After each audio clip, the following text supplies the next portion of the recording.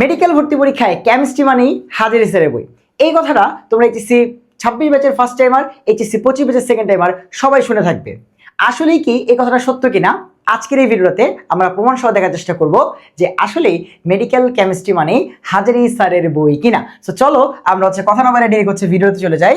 So এইখানে আমাদের গত বছর অর্থাৎ বিগত বছর যে এইচএসসি 25 ব্যাচের সময় মেডিকেল অ্যাডমিশন টেস্ট হয়েছিল সেখানকার কেমিস্ট্রি প্রশ্নগুলো আছে, যদিও এখানে 25টা কোশ্চেন তোমার খুবই কষ্ট করে মেলানো হয়েছে, কারণ গত বছর তোমার মেডিকেল ভর্তি পরীক্ষায় কেমিস্ট্রি থেকে 25টা কোশ্চেন আসার কথা থাকলেও আমরা 25টা কোশ্চেন একেবারে পাই নাই। 2টা কোশ্চেন তোমার কিছুটা ফিজিক্স কিছুটা কেমিস্ট্রি টাইপ হয়ে গেছিল, যার মধ্যে আমি দেখাই দিই। প্রথমে এখানে 2টা কোশ্চেন আছে, এগুলাকে যদি বাদ দিই তাহলে মোটামুটি 23টা কোশ্চেন পিওরলি কেমিস্ট্রি থেকে আসছে। তোমরা দেখলেই বুঝতে পারবা যে আলোর বর্ণের ভিন্নতা যে পার্থক্যের কারণে হয়, ঠিক আছে, তরঙ্গ দৈর্ঘ্য, এটা ফিজিক্সের একটা কোশ্চেন, ভৌত আলোক বিজ্ঞান। আর 30 ডিগ্রি সেলসিয়াস তাপমাত্রার মান ক্যালভিন স্কেলে কত, এটা ফিজিক্স কেমিস্ট্রি যে কোনো কিছুতে বের করা যায়। সো এই দুটো কোশ্চেনকে যদি আমরা বাদ দেই তাহলে বিগত বছরে টোটাল 23টা কোশ্চেন কেমিস্ট্রি থেকে আসছিল। আর এই 23টা কোশ্চেনের মধ্যে 20টা কোশ্চেন হাজারি স্যারের বই থেকে একদম ডিরেক্টলি তোমার কমন আসছিল। আমি যদি তোমাকে এবার দেখানো শুরু করি, চলো আমাদের প্রথম কোশ্চেনটা, যে ভাই যে সকল পরমাণুর ভর সংখ্যা একই কিন্তু পারমাণবিক সংখ্যা ভিন্ন, আমরা যদি তাদেরকে আইসোবার বলে। সো এই কোশ্চেনটা হাজারি স্যারের কোথায় আছে? তোমরা যদি গুণগত রসায়নে আইসোটোপ, আইসোটোন, আইসোবার এই পেশায় চলে যাও তাহলে তোমরা নিচের দিকে দেখবা যে আইসোবার টপিকটা আছে এবং এটা হাজারি স্যারের অনুশীলনীতেও আছে। বাট আমি বই থেকে ডিরেক্টলি নিয়ে আসছি, যেগুলো বইতে নেই সেগুলো অনুশীলনী থেকে নিয়ে আসছি। সো এই যে এখানে আইসোবারের কোশ্চেনটা আছে, সো এটা মেডিকেল এবং ডেন্টাল 25-26 ভর্তি পরীক্ষা কিন্তু আসছিল। সো ফার্স্ট কোশ্চেনটা হাজারি স্যারের বই থেকে। এরপরে চলে আসি আমাদের সেকেন্ড কোশ্চেন। ভাই সেকেন্ড কোশ্চেনটা ছিল যে কম্পোজিট কণিকার উদাহরণ কোনটি? তোমরা জানো 2টা কম্পোজিট কণিকা আছে, একটা আলফা কণা, একটা ডিউটেরন। তুমি অবাক হয়ে দেখবা যে যেই পেশা থেকে মূলত আইসোবারের কোশ্চেনটা আসছিল এক্স্যাক্টলি তার উপরে পেজে এই কোশ্চেনটা ছিল যে ভাই কম্পোজিট কণিকা এন্ড কম্পোজিট কণিকার এক্সাম্পলে এই যে তোমার ডিউটেরনের কথা আছে। সো এটাও কিন্তু মেডিকেল 25-26 ভর্তি পরীক্ষা আসছে। তোমাকে আমি সামনে আরো দেখাবো যে একই পেজ থেকে 2টা কোশ্চেন কমন আসার আরো এক্সাম্পল কিন্তু আছে। সো হাজারি স্যারের বই থেকেই মেডিকেলে ম্যাক্সিমাম কোশ্চেন হয়, এইটা ভাই এই ভিডিওতে প্রমাণ করব। চলো এর পরবর্তীতে 3 নম্বর কোশ্চেন। সো এই যে প্রথম দুইটাই কিন্তু হাজারি স্যারের বই থেকে। এরপর আসে 3 নম্বরটা, 1000 ml 5% সোডিয়াম হাইড্রোক্সাইড দ্রবণে বিদ্যমান সোডিয়াম হাইড্রোক্সাইডের পরিমাণ কত? একটা ম্যাথই আসছিল গত বছর মেডিকেল অ্যাডমিশন টেস্টে, এন্ড সেই ম্যাথটাও হাজারি স্যারের অনুশীলনী থেকে আসছে বা হাজারি স্যারের বই থেকে আসছে। চলো একটু দেখাই তোমাদের। সো এই যে আসো তুমি যদি পরিমাণগত রসায়নে তোমার 522 নাম্বার পেজে চলে যাও, তোমাদের সাথে একটু পেজ এদিক সেদিক হইতে পারে তোমাদের বইয়ের সাথে এডিশনের ভাইয়ার, যেহেতু ভাইয়ার বইটা তোমার 23-24 এডিশনে নেওয়া, সো তোমাদের সাথে 1-2 পেজ এদিক সেদিক হইতে পারে। বাট তোমরা যদি অনুশীলনীতে যাও গিয়ে দেখবে কোশ্চেনটা আছে যে 5% সোডিয়াম হাইড্রোক্সাইড 1000 ml দ্রবণে কত গ্রাম সোডিয়াম হাইড্রোক্সাইড থাকে। এই কোশ্চেনটা কিন্তু এখানে আছে। সো এটাও কিন্তু হাজারি স্যারের বই থেকে আসছে। হ্যাঁ, সো আমরা এইটা একটু টিক মার্ক দিয়ে ফেলি। আমরা প্রথম তোমার 3টা কোশ্চেনে 3টে হাজারি স্যারের বই থেকে আসলো।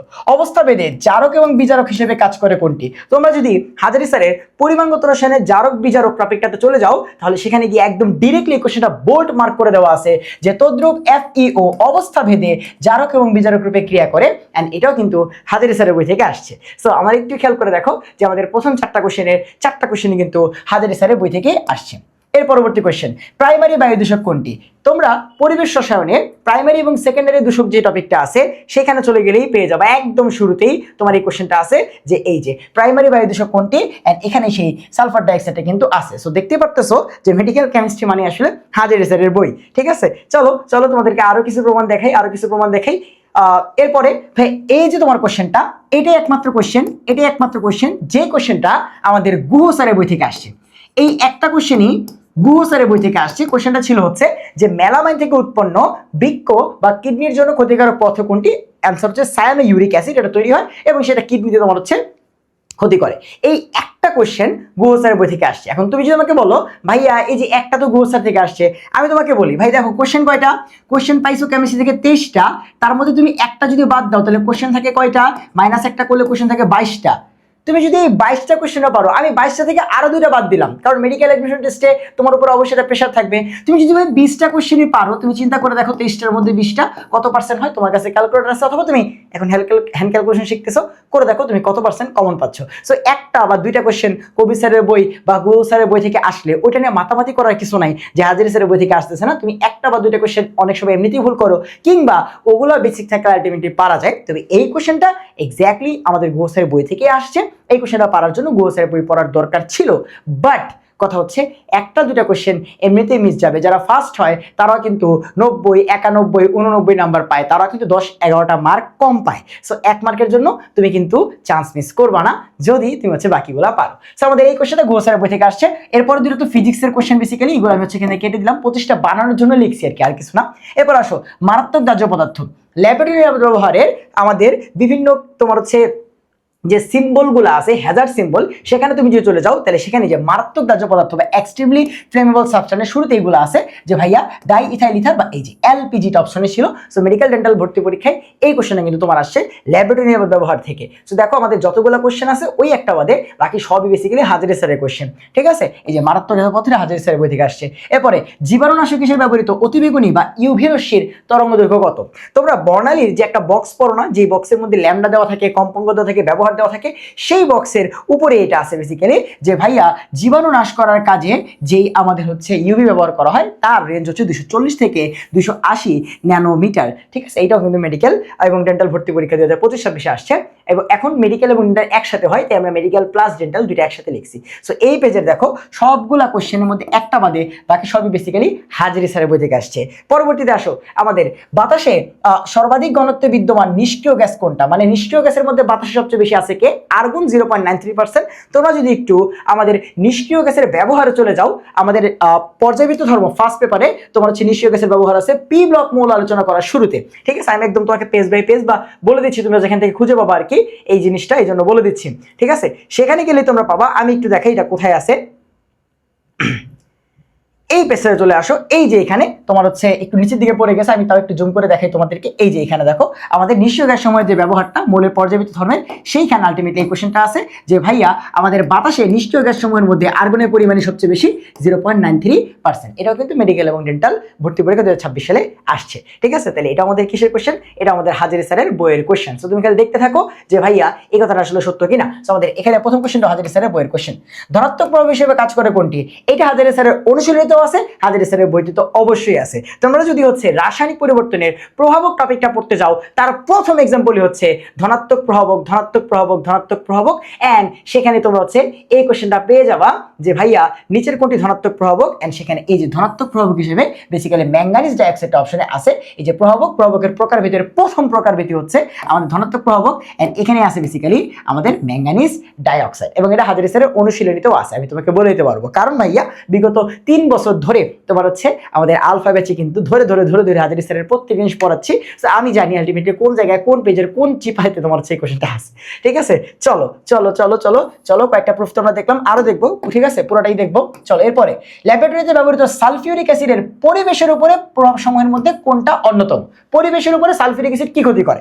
তোমরা ল্যাবরেটরি ব্যবহারে তোমাদের বিভিন্ন কেমিক্যাল বা রাসায়নিক পথে যে ক্ষতিকর দিকগুলো বর্ণনা করা আছে সেখানে যদি চলে যাও এবং সালফিউরিক অ্যাসিড পাঠাতে চলে যাও, তখনই তুমি দেখবা এই যে পরিবেশের উপর প্রতীকটাতে সুন্দর মতো আছে, মাটির অণুজীবকে এটা কি করে?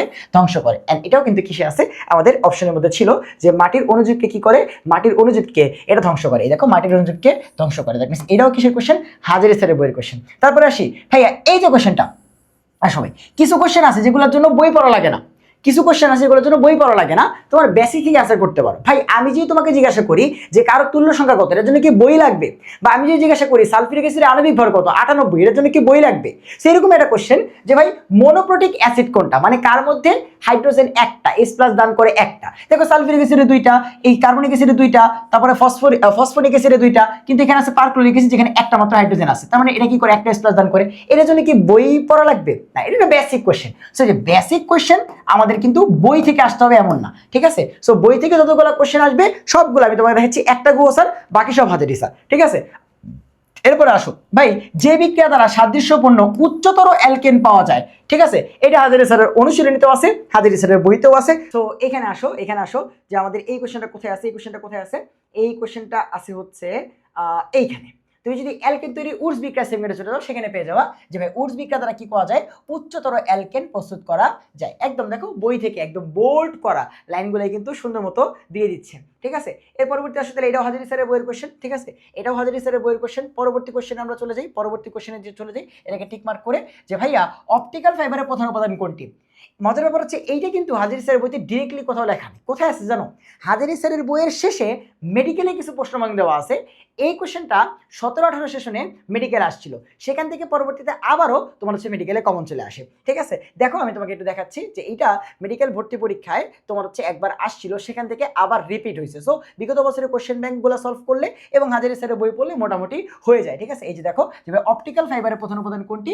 Silicon dioxide. এটা কিন্তু মেডিকেল তোমার হচ্ছে 25-26 আসছে, দেখো আগেও কিন্তু 18-19 সেশনে আসছিল, বুঝছো? সো আমরা বেসিক্যালি এখানে তিনটা কাজ বলি। একটা হচ্ছে হাজারি স্যারের মূল বই, হাজারি স্যারের অনুশীলনী এবং হচ্ছে বিগত বছরের মেডিকেল প্রশ্ন ব্যাংক করলেই তুমি 25টার মধ্যে মিনিমাম 20 থেকে 22টা এমসিকিউ কমন পাবাই।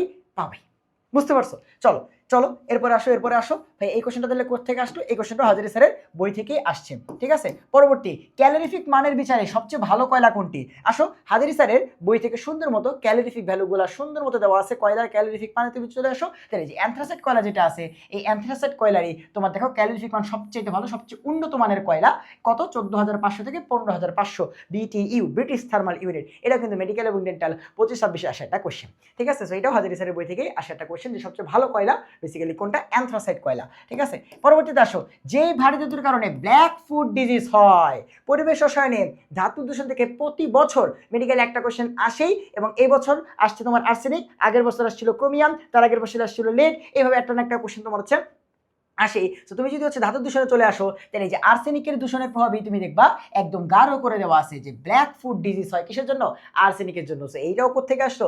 এইটাও আমাদের হাজারি স্যারের বইয়েরই একটি কোশ্চেন, হাজারি স্যারের বইয়েরই একটি কোশ্চেন। পরবর্তীতে মোটরযানে ব্যবহৃত সিএনজিতে মিথেন গ্যাসের পরিমাণ কত %? পরিবেশ রসায়নে আমাদের এলপিজি, সিএনজি, এলএনজি তিনটা গ্যাস নিয়ে গ্যাস তরলীকরণে তোমার হচ্ছে সুন্দর মতো লেখা আছে। সেই পোর্শনে তুমি যদি চলে যাও তাহলে তুমি সেখানে এই লাইনটা ডিরেক্টলি পাবা, শুরুর দিকে পাবা যে ভাইয়া গ্যাস তরলীকরণ। এই টপিকটার মধ্যে তুমি যদি চলে যাও গ্যাস তরলীকরণ, তাহলে সুন্দর মতো যে গ্যাস সিলিন্ডারজাতকরণ করে তোমার হচ্ছে তরলে পরিণত করা হয়, সেখানে তুমি দেখবা যে মোটরযানের গ্যাস সিলিন্ডারে সিএনজিতে মিথেনের পরিমাণ 95 থেকে 99%। এই কোশ্চেনটা কিন্তু মেডিকেলে সুন্দর মতো গত বছর দিয়ে দিছে। এটাও কিসের কোশ্চেন? এটা আমাদের হাজারি স্যারের বইয়ের কোশ্চেন। ঠিক আছে, এটা আমাদের হাজারি স্যারের বইয়ের কোশ্চেন। তাহলে এই পেজের সবগুলাই বেসিক্যালি হাজারি স্যারের বইয়ের কোশ্চেন, একটা জাস্ট খালি বেসিক কোশ্চেন। ঠিক আছে, এরপর আসো ভাই এসটিপিতে কোনো গ্যাসের মোলার আয়তন কত? এটা আমি বই থেকে মার্ক করে নিয়ে আসছি, বাট দেখাইলাম না, কারণ এইটার জন্য বই লাগে না, কিছুই লাগে না, সবাই জানে এসটিপিতে কোনো গ্যাসের মোল আয়তন 22.4 লিটার। এটার জন্য আমি বই দেখাইলাম না, আমি নিয়ে আসছি। ঠিক আছে, বাট আমি দেখাইলাম না, এটাও হাজারি স্যারের বইতে আছে, সমস্যাটা এটা যে কোনো স্যারের বইতেই আছে। এরপর আসি ভাই FeCl3 দ্রবণের সাহায্যে শনাক্ত করা যায় কোনটি? আসো ভাই তুমি যদি ফেনলের শনাক্তকরণে চলে যাও আমাদের জৈব যৌগে, তখন সেখানে সুন্দর মতো তুমি দেখতে পারবা যে ভাইয়া ফেরিক ক্লোরাইড দ্রবণ পরীক্ষা, লিবারম্যান পরীক্ষা এবং ব্রোমিন পানি পরীক্ষা, এই তিনটা পরীক্ষার মাধ্যমে ফেনল শনাক্তকরণ করা হয়। এন্ড এই যে FeCl3 দ্বারা তোমার কি শনাক্তকরণ করা হয়? আমাদের বেগুনি বর্ণের জটিল যৌগ উৎপন্ন হয় এবং এর মাধ্যমে আমাদের ফেনলকে শনাক্তকরণ করা হয়। এটাও কিন্তু আমাদের হাজারি স্যারের বইয়ের একটি ডিরেক্ট লাইন। ঠিক আছে, এটাও আমাদের হাজারি স্যারের বইয়ের একটা ডিরেক্ট লাইন। এরপর আসি হ্যাঁ, সেমিকন্ডাক্টর রূপে ব্যবহৃত অপধাতুর প্রতীক কোনটা? মানে নিচে কোনটি সেমিকন্ডাক্টর বা অপধাতু? তুমি যদি হাজারি স্যারের বইয়ে পি ব্লক পড়াশোনা করতে যাও, শুরুর দিকে স্যার সুন্দর মতো বলে রাখছে যে কোনগুলা অধাতু, ঠিক আছে, অপধাতু। এন্ড এই যে বলছিলাম যে আরো একটা পেজ আছে, যে পেজ থেকে দুইটা কোশ্চেন আসছিল, ওই যে আর্গন নিষ্ক্রিয় গ্যাসের বাতাস সবচেয়ে বেশি, এটা এবং আরেকটা কোশ্চেন দেখো এই যে উপরে কিন্তু ছিল যে মোট অপধাতু 6টা, সেই মোট অপধাতু 6টার মধ্যে ছিল বোরন, সিলিকন এন্ড জার্মেনিয়াম অপশনে ছিল আর্সেনিক, অ্যান্টিমনি, টেলুরিয়াম। এরা হচ্ছে সেমিকন্ডাক্টর বা অপধাতু। দেখছো, এই যে এই পেজ থেকে কিন্তু দুইটা কোশ্চেন আসলো। প্রথমে দেখেছিলাম তোমার হচ্ছে একটা পেজ থেকে দুইটা কোশ্চেন, টোটাল দুইটা পেজ থেকে কিন্তু 4টা কোশ্চেন আসছে হাজারি স্যারের বইয়ের। ঠিক আছে, এর পরবর্তীতে আসো মানে এখানে যা আছে বাকি সবই আছে স্যার থেকে।